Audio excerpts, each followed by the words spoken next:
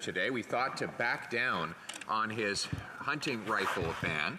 Instead, he just gave a rambly endorsement of the same policy and announced that his rural MPs from across the country, including rural Newfoundland, support the ban on hunting rifles. And the Prime Minister has tried to deny that he's banning those rifles, even though First Nations have said so, his experts have said so, his own caucus members have said so. So will he stand in the House today and really look us in the eye and tell us that there are no hunting rifles on his banned list? Honourable Prime Minister.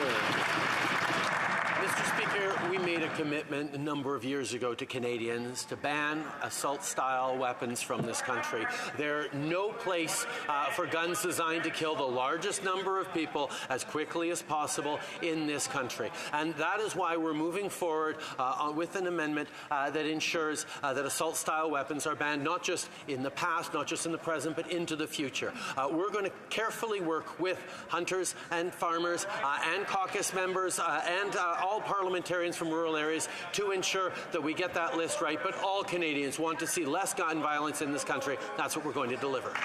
Leader of the Opposition. Only, Mr. Speaker, that's not what he's doing. He's banning firearms that in many cases are not even semi-automatic. These are firearms that have to be rechambered every single time. They are deliberately created for hunting and sustenance. The Assembly of First Nations has unanimously spoken against this ban on hunting rifles, as have numerous experts and now members of his own caucus. They all agree that his ban does not target weapons that are designed to kill people. It targets weapons that are for the legitimate Canadian tradition of hunting. So will he announce he's backing down from attacking our hunters today? The Right Honourable Prime Minister. Mr. Speaker, we've heard clear concerns from First Nations, Métis and Inuit partners. Our intent with this legislation is to target guns designed for the battlefield, not ones commonly used for hunting.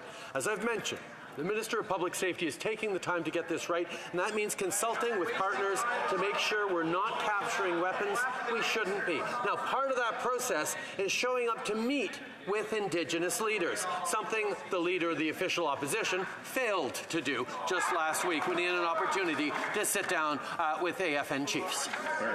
The Honourable Leader of the Opposition. I have been meeting with First Nations leaders from across the country, and they have been unanimous in their desire to protect their millennia-old tradition of hunting. That requires, in the modern sense, the use of hunting rifles. The Prime Minister's government has tabled 300 pages of banned hunting rifles before a Canadian parliamentary committee. He is wasting hundreds of millions of dollars, if not billions, targeting the legitimate tools, hunting tools of rural people and First Nations. Why doesn't he put that money into securing our borders and fighting crime instead? The Right Honourable Prime Minister.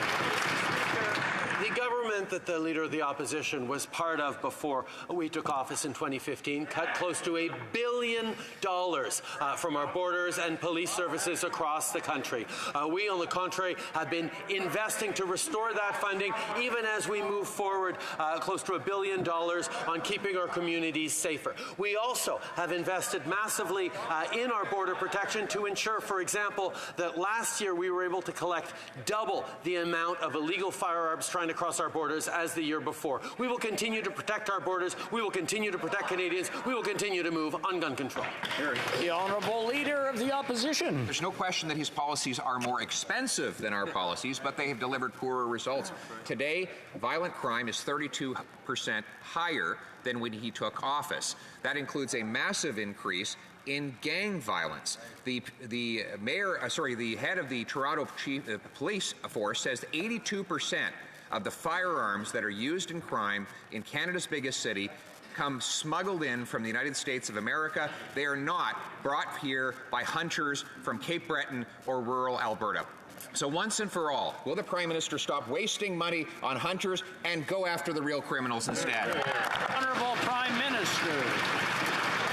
Mr. Speaker, the last Conservative government, of which their leader was a key part, slashed nearly $1 billion from our police and our borders. We're building back that capacity. We've invested nearly $1 billion to end gun violence and keep guns out of the hands of criminals since 2018 alone, including another $137 million for the CBSA in the fall economic statement to fight gun smuggling and trafficking, and it's working, Mr. Speaker.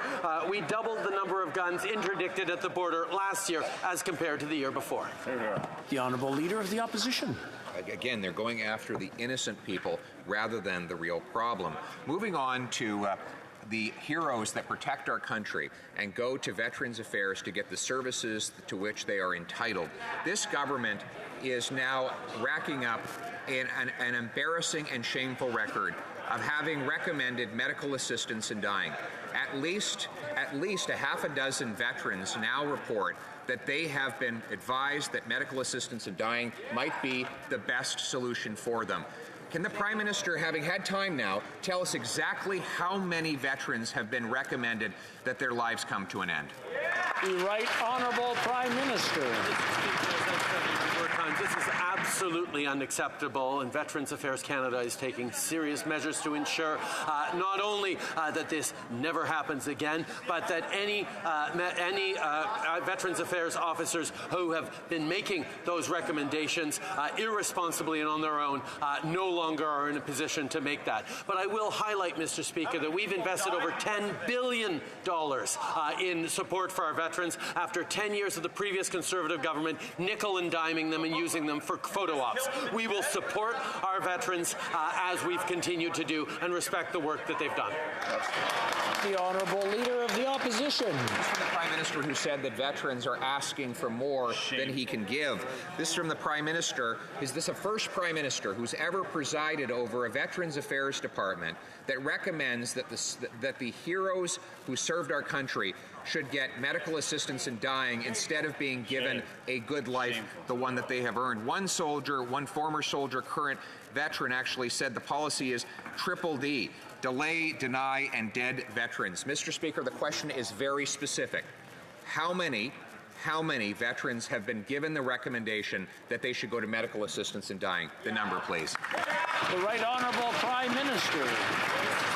Number one would be too many, and that is why we condemn in the strongest terms anyone who has recommended that to our veterans. Our veterans lived a life of service and deserve the utmost quality of care from our governments. That is why we invested $10 billion after the previous government chose to shutter Veterans Affairs offices across the country and nickel and dime them every chance that they could get. We respect our veterans, which is why we're taking so seriously the reports that this unacceptable behavior happened within Veterans Affairs. Our veterans deserve the very best, and that's what we'll continue to give them.